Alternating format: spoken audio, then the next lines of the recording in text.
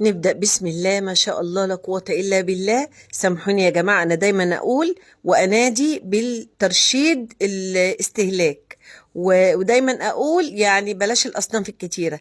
بس معلش بقى، النهاردة كان عندي عزومة وأسفة على المنظر. ولو إنه منظر جميل يعني.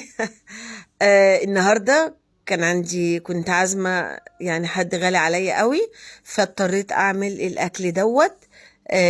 عملت محشي كوسة، وعملت محشي فلفل، وعملت محشي ورق عنب، وعملت حمام محشي، وعملت جلاش، وعملت بانيه وبطاطس شيبسي، وعملت بطاطس محشية في الفرن. طبعا بتبقى محشية لحمة مفرومة.